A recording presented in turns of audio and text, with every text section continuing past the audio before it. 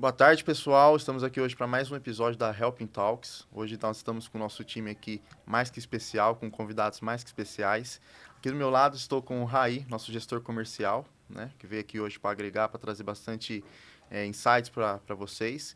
Eu, Lucas, CEO da operação da Helping Hand, né. Estou também aqui com o Fábio, que é o nosso gestor responsável pelo Roadshow. E estou com um convidado para o lado especial, que todo mundo já deve conhecer, que é o Ricardo Bellino, e que vocês podem saber mais sobre ele com esse vídeo que a gente vai mostrar aqui, que fala quem é o Ricardo Bellino e como que ele conquistou todo esse sucesso que ele tem até hoje na carreira. Dar errado é parte, assim, inerente das coisas. As pessoas não estão preparadas para darem certo. O Ricardo é principalmente uma fantástica alegria, uma fantástica energia de inventar. Um cara criativo,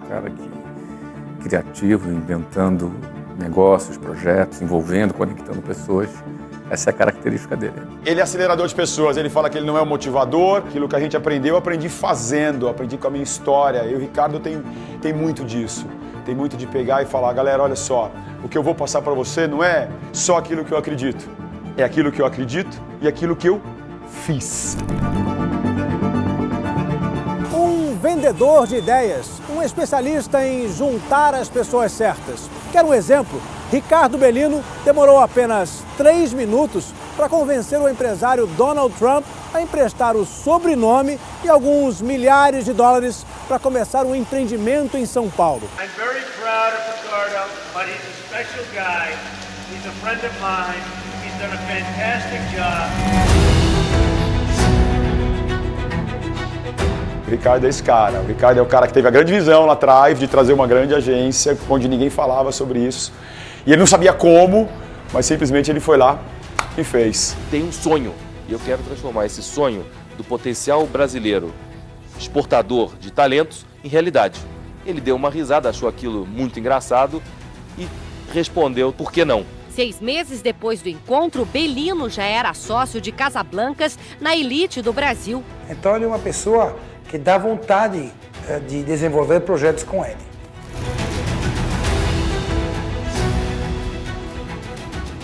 E todas as vezes que eu tenho a oportunidade de compartilhar minha história, eu resgato a minha jaqueta daquele menino de 20 anos sonhador que não acreditava que tinha limite para os seus sonhos. A gente passa a vida inteira correndo atrás do tempo, com medo que o tempo acabe. Desafios como esses correm o mundo nos livros escritos pelo empresário, traduzidos para 10 línguas, inclusive russo e japonês. Bellino também está por trás do sucesso de campanhas famosas, como a do câncer de mama.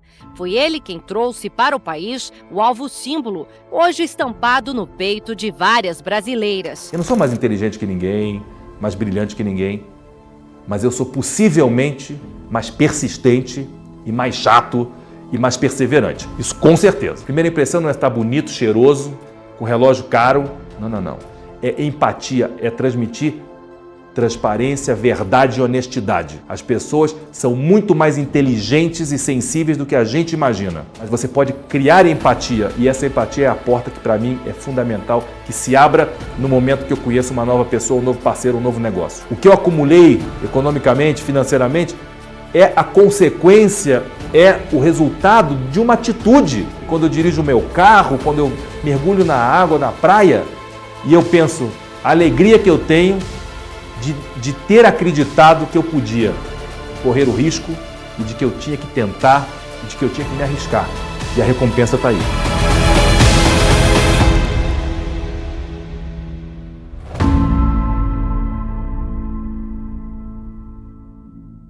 Será um dia muito especial, porque a gente gostaria de conversar um pouco, aproveitando o nosso convidado aqui, que é o verdadeiro deal maker aí do mercado. O Bellino, o que para você você considera que é um deal maker? Quais são as atribuições que essa pessoa precisa ter? Discorra um pouco mais sobre isso para que a gente possa entender e que o nosso convidado também possa entender. Bom, primeiro, obrigado, Lucas, em teu nome, os teus sócios aqui. É uma alegria poder, enfim, estar aqui compartilhando um pouco dessa experiência, dessa trajetória e falar de deal maker. E para quem não sabe ou nunca escutou sobre essa expressão, deal makers são os fechadores de negócios. Essa é a tradução literal para essa expressão, que é uma expressão americana e que eu recebi como um título, poderia dizer, do meu sócio Donald Trump. Ele me trouxe esse título, esse elogio quase, né, de ser o deal maker da Trump Realty Brasil, que foi a sociedade que nós constituímos aqui no Brasil como o primeiro negócio fora dos Estados Unidos da Trump Organization. Bom, mas antes de falar de fechamento de negócios, né, eu sempre digo que um deal maker ou um fechador de negócios, ele é, antes de qualquer coisa, uma pessoa que domina a arte de se relacionar com pessoas. Porque nós estamos negociando o tempo todo. Tudo na nossa vida. No nosso relacionamento pessoal, com os nossos filhos, né? Com os nossos colaboradores. Estamos em processo permanente de negociação. Né? Eu tenho uma máxima que eu acredito demais, que estaria por um belíssimo para-choque de caminhão, que é o seguinte: você não ganha o que você merece. Você ganha o que você negocia. E para mim essa é a maior e melhor definição do que é o espírito de um deal maker. O deal maker, ele não está preocupado com o merecimento e com o reconhecimento. Ele vai lá e negocia aquilo que ele quer, da melhor maneira possível, como ele pode. O xadrez nos ensina que você só ganha o xadrez jogando com as peças que existem. E o deal maker, ele entende isso. Ele não inventa peças novas do xadrez. Ele usa com inteligência, com sagacidade, com estratégia as peças que estão no tabuleiro. E quando você quer inventar peça, meu amigo, você já não tem mais o xadrez, não tem a dama, tu não tem nada. Você inventa uma loucura e aquilo passa a ser uma grande confusão. Então, eu acho que o deal maker, primeiro de tudo, ele é essa pessoa que tem essa capacidade de se relacionar. E falar em relacionamento entre pessoas, porque não há negócios sem ter duas pessoas, no mínimo, dois lados, né? E um deal maker, ele se define pelo símbolo do aperto de mão. Aquele símbolo mais antigo que define o pacto entre duas pessoas. É o famoso fio do bigode. É o aperto de mão olhando no olho. Né? É aquele compromisso assumido e a responsabilidade de honrar com a sua palavra. Um deal maker, ele tem que ter valores inegociáveis. Né? E eu acho que antes de falar sobre como fazer uma negociação perfeita, não existe negociação perfeita, porque nós somos seres impermanentes. Nós somos afetados o dia inteiro por notícias boas e ruins que afetam nosso poder de julgamento e nosso poder de decisão. Se a sua mulher brigar com você, meu querido, na noite anterior, você estará nitidamente abalado no dia seguinte. Se você dormir no sofá da sua casa, você não vai estar com o espírito renovado como você deveria estar se você tivesse tido uma noite de sono tranquila. Sim. E isso acontece o tempo todo, porque o ser humano, ele é impermanente nas suas emoções. E ser um bom deal maker é se antecipar e estar preparado para o imprevisível. Como gerir uma situação imprevisível? Eu nunca fui avisado pela secretária do Donald Trump que ele me daria apenas 3 minutos quando eu cheguei na sala dele. Eu fui surpreendido por ele. Eu não tive aviso prévio. Eu não me preparei para 3 minutos. Porque eu estava ali com 38 anos, numa jornada muito longa, de negociar, de ouvir não e de dizer não a todos os nãos que eu ouvi na minha vida. E ali eu simplesmente me permiti responder e provocar perguntas. E não apenas tentar dar uma resposta certa para tentar ganhar o jogo dos 3 minutos. Ricardo, são isso? Então, o que eu deduzo sempre do deal maker que você forma, né? O deal maker tem que ter a capacidade do improviso. Isso. E não sempre estar preparado, mas durante a trajetória, ali trocar o pneu do carro com o carro andando. Exatamente. Então, essa é uma característica que eu sempre enxerguei. Eu sempre tive vontade de fazer uma pergunta. O Ricardo Bellino, você tem noção de quantas mulheres você salvou pela aquela campanha que você trouxe do câncer de mama para o Brasil? Eu posso te responder quantas vestiram a camiseta. 14 milhões que eu vendi pessoalmente. Mas eu quero dizer que você pode imaginar o impacto que cada camiseta causou em outras pessoas. Porque outras pessoas viram a camiseta. Quem veste não vê a camiseta. Exato. Você é um outdoor humano, né? Eu posso dizer que talvez mais de 100 milhões de pessoas foram impactadas com essa mensagem. Tanto pela mídia, que foi muito generosa ao longo desses anos, quanto as pessoas que foram impactadas quando viram aquelas pessoas vestindo aquela camiseta. Então, certamente, um deal maker, ele não faz apenas negócios para ganhar dinheiro. Um deal maker de verdade, com responsabilidade, ele tem a capacidade de entender o seu papel como empreendedor social para fazer transformações importantes na sociedade. Porque quando eu tomei a decisão de trazer essa campanha para o Brasil e escutei todo tipo de objeção para não fazer a campanha, acredite se quiser, acredite se quiser. Eu entendi, por uma estatística muito simples, que se 7 em cada 10 mulheres na América podem desenvolver o câncer de mama ao longo da sua vida, e essa estatística se repete no Brasil, eu fiz uma conta de português de mercearia. Padaria, hein? Padaria, mercearia do seu João, do seu Manuel Joaquim. É o seguinte, 7 em 10 quer dizer que são 70%. Tá bom? Vamos falar aqui no nível da 5ª série, que eu adoro falar no nível da 5ª série. Então é o seguinte, eu tenho uma mãe, felizmente viva, a mãe das minhas filhas, naquela época eu tinha uma filha e uma irmã, 4. 70% de 4 é 3. Então quer dizer o seguinte, na minha casa, na minha vida, no meu ecossistema, naquela época, porque agora eu tenho mais uma filha, 3 das minhas 4 mulheres poderão desenvolver câncer de mama ao longo da sua vida. Aí eu sou impactado por uma campanha que tem uma mensagem, que tem um compromisso de empoderar mulheres, de dar a elas a capacidade de entender que elas podem, ao fazer um autoexame preventivo, aumentar em 90% a chance de sobrevivência de uma mulher. Aí você me responde, por favor, o que você já fez por isso? O que as pessoas fazem? Vão dar desculpa ou vão fazer alguma coisa e dar um jeito? Eu resolvi comprar 2 camisetas, o que qualquer um podia fazer. $15 cada uma. Não pagava um lanche no McDonald's. E trouxe na mala, fui para Blumenau falar com o Fábio Hering, dono da maior fábrica de camisetas do Brasil. E o resto é história. O resto, os números falam por si. E a minha alegria de olhar nos últimos 30 anos que, sim, a despeito de ter sido bem sucedido com John Casablancas, sim, a despeito de ter sido sócio do Donald Trump, tudo muito bonito. Mas o que eu fiz para as outras pessoas? Porque isso eu fiz para mim, para ganhar dinheiro, para ficar rico e famoso. E tá tudo certo também. Mas também, ao mesmo tempo, em paralelo, você pode ter uma agenda de ajudar pessoas. Você pode ser uma mão que ajuda. Perfeito. Uma pessoa, um empresário, que é o que vocês fazem. Helping hand.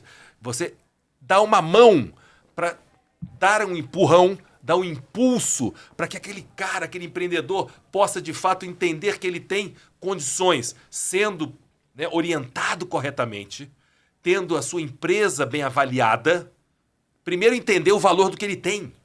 E muitas vezes você não precisa fazer um valuation para vender a empresa, mas para entender qual é o patrimônio que você está construindo, quanto aquilo vale para você. Porque eu tive o benefício e o privilégio de ter, por exemplo, a provocação de um amigo querido, mentorado, que avaliou a minha marca pessoal, quase que me obrigou a registrá-las todas no INPI e que um ano depois me apresenta os certificados de registro definitivos e um laudo pericial assinado indicando que minha marca valia os 78 milhões de reais. E aí eu vou lá com esse meu problema de pensar grande e trago meus assessores e integralizo no meu balanço patrimonial. Então eu entendi, e ninguém precisa me dizer, quando a Receita, quando a junta comercial fazem o deferimento desse pedido. E quando eu olho meu balanço patrimonial, que eu estou investindo bem na minha reputação. E meu avô já dizia que reputação vale mais do que dinheiro. A minha vale 78 milhões. E tá tudo bem. Porque não é sobre dinheiro, né? Não é sobre dinheiro. É sobre a reputação criada. É sobre reputação. Esse valor intrínseco. É esse goodwill que os americanos chamam. Que é valor intrínseco. E aí, eu vou para dar liquidez a esse ativo e faço uma oferta pública na plataforma que fez o IPO humano do Pelé. E aí eu ganho outro presente, que é o meu tempo precificado, meu tempo, que é o meu maior patrimônio, é tempo. E eu só tenho ele enquanto eu tô vivo. E ele zera todo dia que nem gelo, queridão. Derrete todo dia e a geladeira, enquanto eu durmo, tem que endurecer a pedra de novo. O meu estoque zera todo dia. Porque eu não sei quantos dias, ou semanas, ou meses, ou anos eu vou estar aqui nesse mundo. Mas eu tenho que fazer valer esse momento agora. O aqui e agora. E esse aqui e agora vale $5.000 a hora. $83,33 uma ação. Aí você vai dizer, porra, que espetáculo. Mas e aí? E aí é o seguinte, eu estou monetizando isso. Porque todas as vezes que eu faço uma mentoria, ou uma intermediação no negócio, ou uma palestra, eu estou monetizando, transacionando meu tempo. E é isso. Então as pessoas têm a possibilidade de adquirir um pedaço de mim. E querendo ou não, Ricardo, você sempre fez M&A, sempre esteve bem à frente do seu tempo, porque você sempre fez M&A. Uhum. Em todas as suas tratativas de negócio, Sim. aqui no Brasil, querendo ou não, o M&A é uma coisa muito nova, né? Essa questão de transação, mas o Ricardo Bellino já faz isso desde muitos anos atrás. E essa característica me deixa bem impressionado, porque não é um negócio, não é um produto, não é um tipo de serviço. Não. Você está em todas as camadas, você tem acesso a todas as camadas, dos maiores aos intermediários, os menores. E uma coisa que me deixou bem espantado é a sua educação para com as pessoas. Eu entendi que você nunca dá não, você sempre escuta, mas dá o benefício que a pessoa dê um não ali. Para fechamento de uma negociação que hoje talvez não dê certo. Nós mesmos tentamos fazer um negócio de forma anterior, que naquele momento o não fazia sentido. Sim. E aí retomamos essa parceria e estamos fechando um projeto juntos. Eu queria entender mais a questão do John Casablanca. Sim.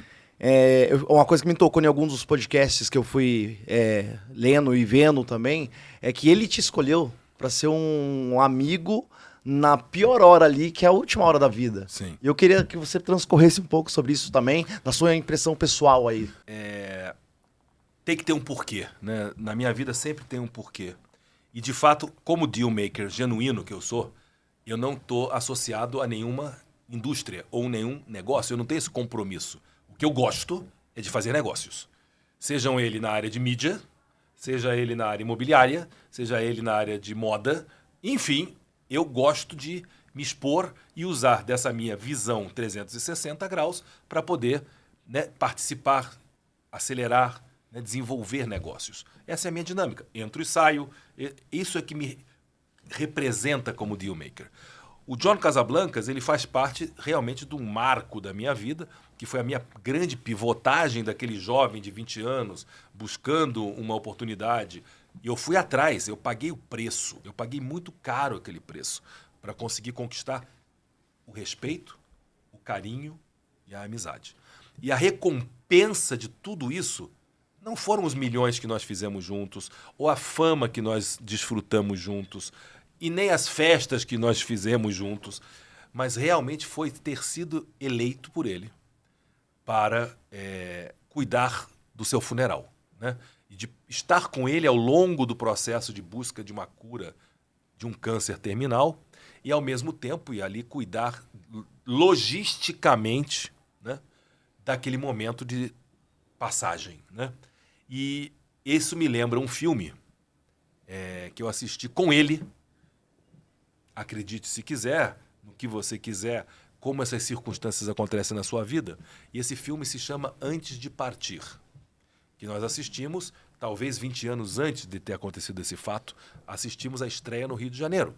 Esse filme conta de dois grandes atores de Hollywood, Jack Nicholson e Morgan Freeman, que se encontram num leito de hospital, os dois lutando pela vida, os dois lutando por um câncer terminal.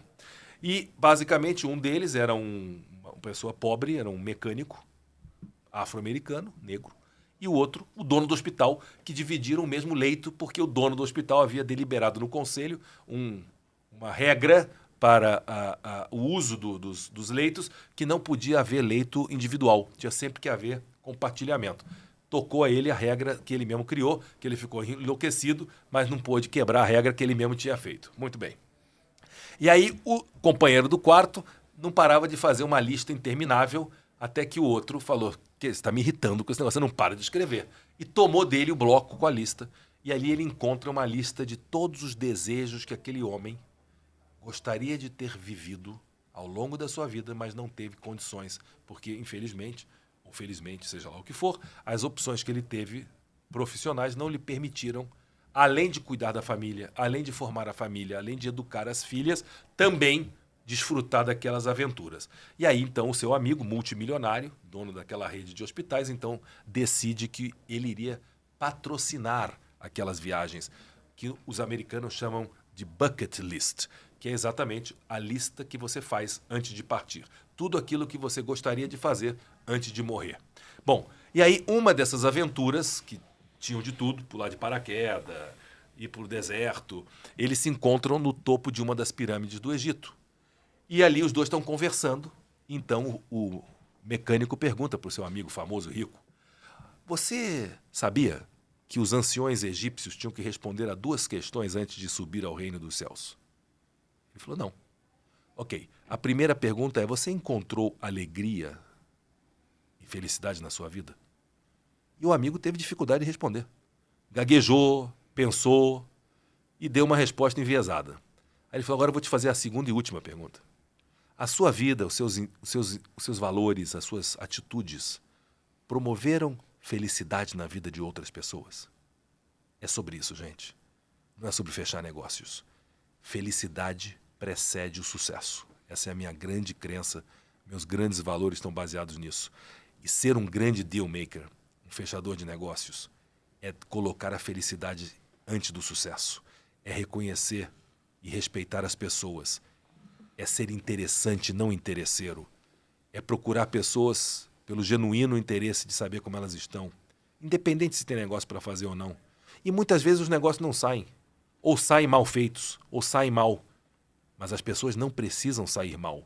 Você pode sair de maus negócios e continuar de bem com as pessoas, se você respeitar aqueles valores básicos, né, que fazem com que as pessoas se relacionem, se sintam respeitadas e que tenham o sentido de que, mesmo a despeito de tudo ter dado errado, ainda vale a pena manter um relacionamento, seja na sua vida pessoal, seja nos seus negócios. Então, eu sempre digo que as pessoas esperam de mim ouvir uma fórmula mágica de como fazer negócios ou vender para Donald Trump em 3 minutos. Meu querido, você não vende nada em 3 minutos. Isso é mentira. Até porque essa é uma frase antológica dos Estados Unidos que se usa para você se livrar de vendedor de faca guinzo, de enciclopédia. Então o cara te diz, you have 3 minutes. E quando o cara bate na porta, e você vai bater com a porta na cara dele depois de 3 minutos, porque é um chato. E quando o Trump me disse, you have 3 minutes, a intenção dele é que eu desaparecesse da sua frente em 3 minutos. E tá fácil, porque tá registrado, publicado nos maiores jornais do mundo e não só no nosso livro, que se chama, por acaso, You Have 3 Minutes, 3 minutos com Donald Trump, mas nos outros 4 best-sellers que ele escreveu, que ele reproduziu aquele momento onde nós nos tornamos sócios, porque ele ficou realmente impressionado, encantado com a minha atitude e a minha postura. E não com o meu pitch de vendas, porque eu não saquei dali um PowerPoint bonitinho, uma lousa com uma caneta mágica e sair de lá mostrando que o empilhamento de entregas iria entregar um valor extraordinário. Então, não, um deal maker, quando eu escuto você falando e aprendo como você falou, ele não precisa ser matador ou extremamente conhecedor, mas ele tem que ter empírico nele o sentimento de ser arrojado, corajoso, atrevido, focado, saber lidar com não também, né? Saber lidar com não e ter coragem de fazer pergunta. Porque mais importante do que você ter sempre uma resposta certa é ter a coragem de fazer a pergunta. Porque as perguntas, elas libertam. E as perguntas mudam o teu estado mental. Você me diz que quer se livrar de mim em 3 minutos. Você espera que eu te dê uma resposta para você me dizer resposta errada, tchau. Muito obrigado, tchau. Você não está esperando que a minha resposta para você seja uma pergunta. Porque ao te fazer uma pergunta, você vai ter que pensar. E é uma coisa involuntária. Você não pensa quando você escuta uma pergunta. Você processa e responde. É, inclusive, estratégia de defesa. Inclusive, eu conheci um amigo que era um grande conhecedor e técnico das principais artes marciais do mundo, que trabalha com segurança de alto padrão. E uma das técnicas que o cara ensina de defesa é fazer uma pergunta.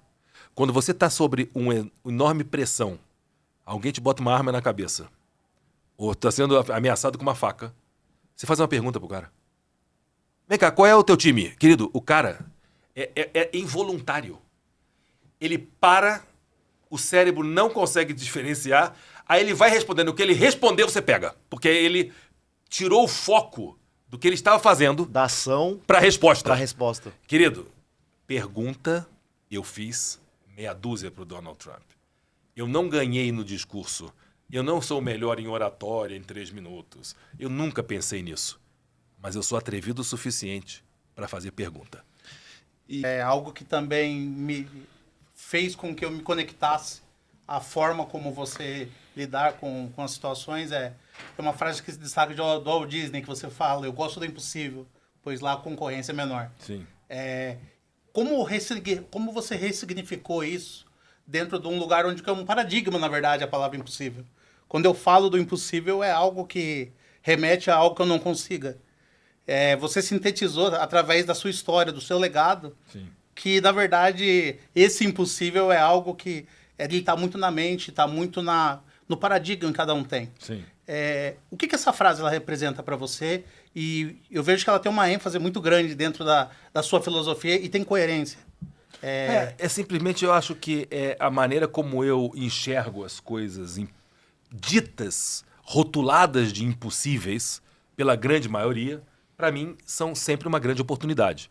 Porque sempre que alguém rotula algo que eu estou fazendo, ou estou envolvido, ou estou para fazer, como impossível, e principalmente condenando aquilo ao fracasso, eu tenho certeza, primeiro, que aquele cara não será meu concorrente. E segundo, me motiva demais para me superar. Mas não quer dizer que eu não esteja certo, ou que eu esteja errado. Pode ser que eu esteja errado. E pode ser que a ideia seja ruim demais. E eu tenho que ter o desprendimento de reconhecer quando eu acerto, mas também quando eu erro.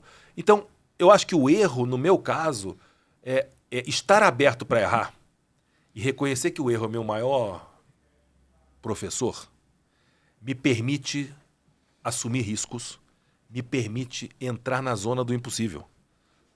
Porque eu realmente reconheço, no dia 23 de janeiro do ano passado, eu fui homenageado no Teatro do Oscar, em Los Angeles, pelas mãos do Rodrigo Santoro, com o Oscar do Empreendedor. Quando eu subi no palco para receber a homenagem e fui convidado para fazer algumas palavras, eu não pensei 2 vezes. Eu agradeci naquele momento o máximo do que você pode imaginar de reconhecimento de uma carreira no palco daquela relevância, e eu simplesmente agradeci a todos os erros que eu cometi na minha vida. Porque não fossem os erros que eu cometi e como eu ressignifiquei esses erros, eu não estaria ali sendo homenageado como mentor e empreendedor que eu me tornei hoje. Acho que... Belino, o que você considera, pela sua trajetória de muitos anos de muito sucesso, o que você considera, para finalizar, uma frase para você deixar aí para os empresários, empreendedores que estão batalhando todo dia para conquistar melhor condições para a empresa, melhor condições para a família, uma frase que você acha que o sucesso, sem ela, não seria possível para esse empresário, para esse empreendedor? Querido, eu vou dizer para você, eu já falei as 2 frases aqui, mas a que mais realmente representa o meu momento atual e que eu acho que é uma atitude mental que você precisa assumir para você ter uma vida plena, é que a felicidade precede o sucesso. Essa, para mim, é um mantra, porque as pessoas precisam entender o que é a profundidade da palavra felicidade do ponto de vista científico. E que as pessoas mais felizes produzem mais. As pessoas felizes geram mais resultados. As pessoas felizes ganham mais dinheiro. E não o inverso. O dinheiro não traz felicidade. E eu acho que o mais importante também é reconhecer que para você se assumir uma pessoa feliz como eu me assumo uma pessoa feliz, você tem que flertar de vez em quando com a tristeza, com a ansiedade, com a melancolia. Porque é normal. Porque nós somos seres impermanentes e temos que conviver com esses movimentos de subidas e descidas. E mais do que tudo, se você se reconhecer e aceitar, você passa a respeitar os movimentos de subidas e descidas dos outros. Você não faz negócio nenhum sozinho e você precisa respeitar que as pessoas são impermanentes, tem mudanças de opinião, tem mudanças de humor e você tem que saber lidar com isso da melhor maneira possível para ter o melhor das pessoas ao teu lado. Pessoal, então, queria agradecer vocês, Belino. Obrigado. Principalmente aí pela vinda e participação aí do nosso episódio. E acho que é isso. Alguém quer falar mais alguma coisa para acrescentar? Não, só quero agradecer demais e terá próximos episódios aí. Vamos lá. Da minha parte, só agradecer. Hoje é uma dessas concepções do impossível estar aqui realizada. E espero que seja o primeiro episódio de muitos que com certeza teremos aqui com a Helpend. Com certeza. Vamos dar as grande mãos prazer. para selar essa relação de parceria, de amizade, não é isso? É sobre isso, gente. Obrigado.